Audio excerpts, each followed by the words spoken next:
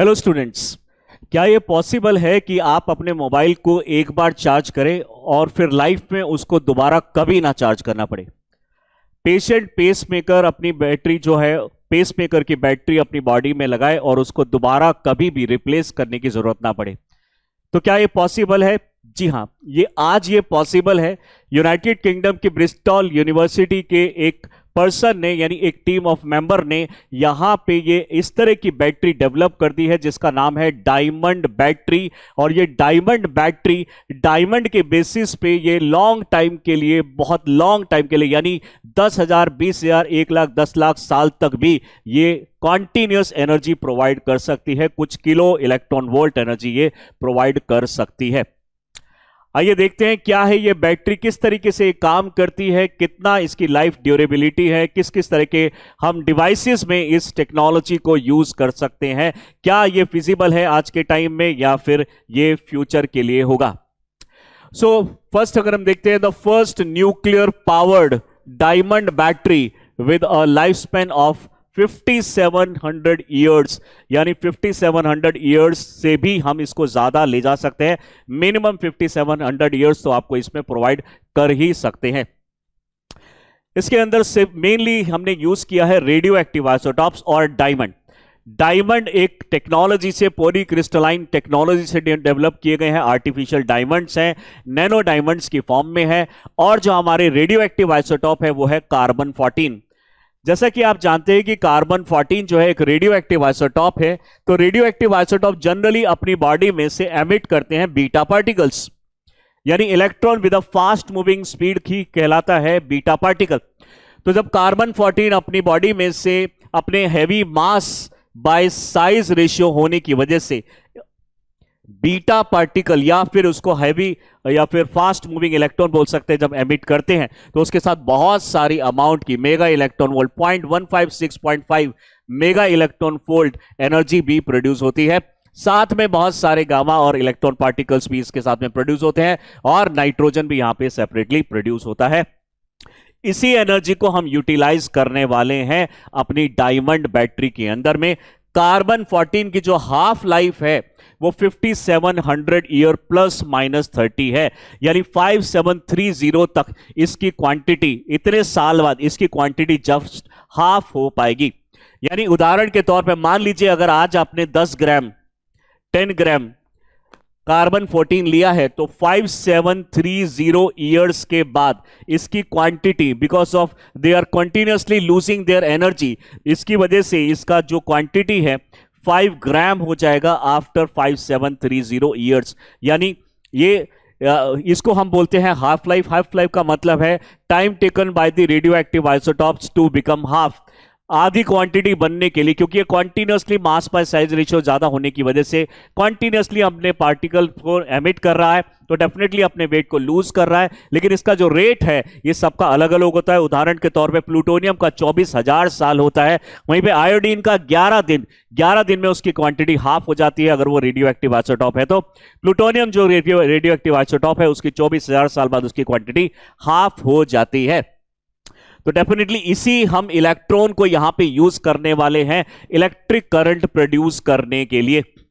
जैसा कि आप जानते हैं कि हम न्यूक्लियर टेक्नोलॉजी बहुत सारी फील्ड में यूज करते हैं, डायरेक्टली न्यूक्लियर पावर प्लांट में यूज करते हैं, रिसर्च में यूज करते हैं, पेस्टिसाइड्स को बनाने में यूज करते हैं, इंडस्ट्रीज में यूज करते हैं, और भी हॉस्पिटल, मेडिकल और भी बहुत सारी जगह पे इनको यूज किया जाता है। लेकिन ये एक ऑलमोस्ट रिन्यूएबल एनर्जी जैसा है, although it is not a renewable energy, but renewable energy जैसा इसलिए बोला जा रहा है क्योंकि बहुत ज्यादा पॉल्यूशन एमिट नहीं करता है। लेकिन सबसे ज्यादा प्रॉब्लम आती है जब इसको हम फाइनली यूज कर लेते हैं और जो वेस्ट जनरेट होता है, रेडियो एक्टिव वेस्ट को कहां पे डंप करें, किस तरीके से उसको मैनेज करें।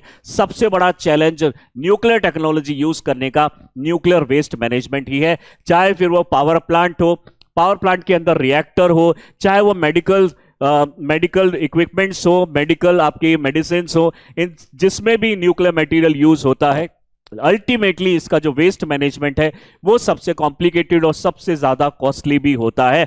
लेकिन जो अभी ब्रिस्टल यूनिवर्सिटी यहां पे इन्होंने ये बैटरी बनाई है, डायमंड बैटरी बनाई है, इसके अंदर में जो न्यूक्लियर मटेरियल यूज होगा वो वेस्ट से आएगा, यानी हम वेस्ट को दोबारा से वेस्ट टू एनर्जी यहां पे कन्वर्ट कर सकते हैं।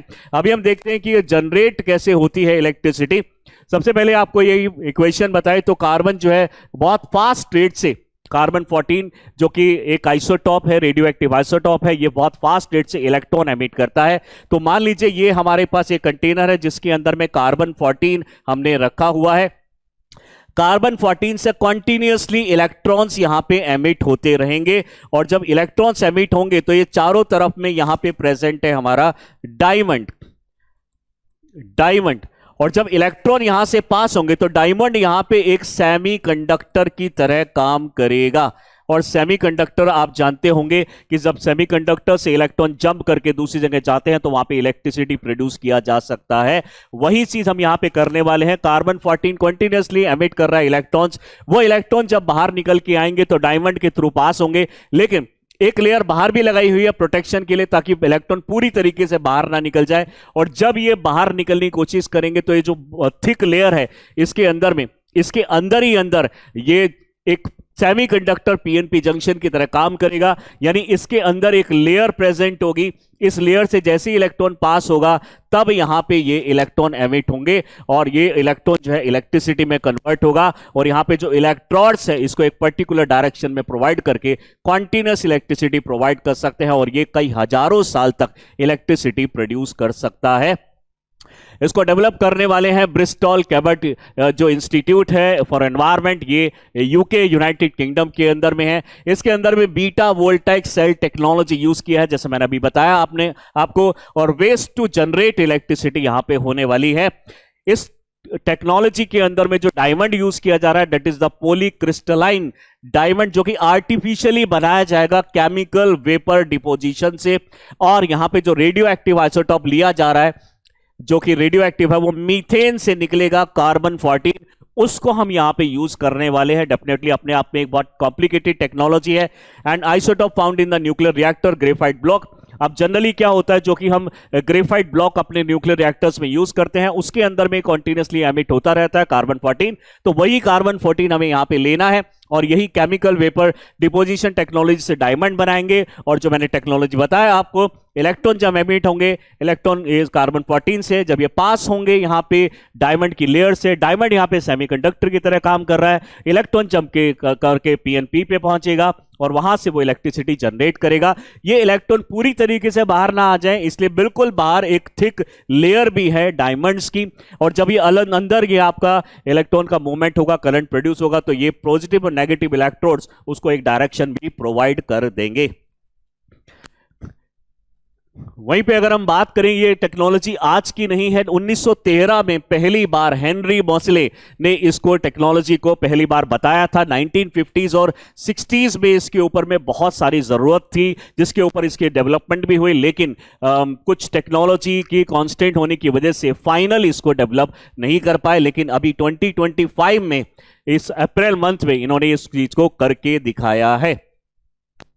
ड्यूरेबिलिटी, अगर इसकी प्रोमिसेस की बात करें तो डेफिनेटली ड्यूरेबिलिटी बहुत ज्यादा है। कुछ कुछ ऐसे रेडियो एक्टिव आइसोटॉप हैं जो कि 2800 साल से भी ज्यादा हमें एनर्जी दे सकते हैं। सेफ्टी, डेफिनेटली सेफ्टी कंसर्न सबसे बड़ी इंपॉर्टेंट चीज है। यहां पे सेफ्टी का पूरा ध्यान रखा गया है। यहां पे जो डायमंड बनाए जा रहे हैं और जो इलेक्ट्रॉन का एमिशन हो रहा है वो किसी बॉडी को हार्म ना करे, ह्यूमन का हार्म ना करे, इसलिए आउटर कवरिंग भी प्रॉपर डायमंड की लगाई गई है जो कि एक इंसुलेटर की तरह काम करेगा। वो इलेक्ट्रॉन पास नहीं होगा, लेकिन जो अंदर डायमंड की लेयर है वो एक सेमीकंडक्टर की तरह काम करेगी जिससे इलेक्ट्रिसिटी प्रोड्यूस होगी।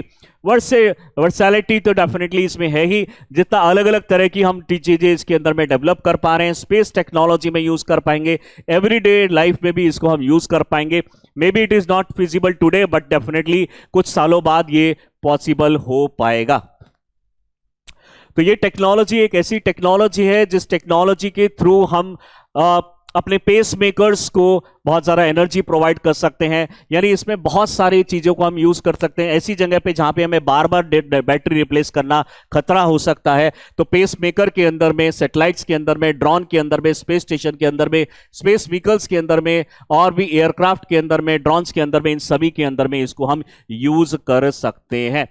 तो डेफिनेटली ये जो टेक्नोलॉजी है एक बहुत बड़ा रेवोल्यूशन ला सकती है। बहुत सालों से लोग इसके अंदर में लगे हुए हैं, फाइनली इस चीज को डेवलप कर लिया है। अभी कुछ ही सालों में आप देखेंगे कि ये धीरे धीरे मोबाइल फोन्स में भी, हालांकि अभी जो ये लॉन्ग ड्यूरेशन की इलेक्ट्रिसिटी प्रोड्यूस करेगा लेकिन एक टाइम में कम इलेक्ट्रिसिटी प्रोड्यूस करेगा। तो फिलहाल के लिए मोबाइल फोन को ये चार्ज नहीं कर पाएगा, क्योंकि मोबाइल फोन को चार्ज करने के लिए थोड़ा ज्यादा इलेक्ट्रिसिटी चाहिए होती है। लेकिन धीरे धीरे धीरे करके ये शुरुआत है, और भी धीरे धीरे आगे आप देखिएगा कि इस तरह की टेक्नोलॉजी हम यूज करेंगे अपनी बैटरीज के अंदर में, कार के अंदर में, और ये लाइफ लॉन्ग हमें अपनी एनर्जी देगी। यानी इसमें कई हजारों साल तक इसकी ड्यूरेबिलिटी बनी रहेगी। इस तरह के टॉपिक हमारे यूपीएससी एग्जामिनेशन के लिए बहुत सारा इंपॉर्टेंट होते हैं। और भी अगर इस तरह की इंफॉर्मेटिव वीडियोस को देखना चाहते हैं तो do subscribe our channel Chahal academy. Thank you.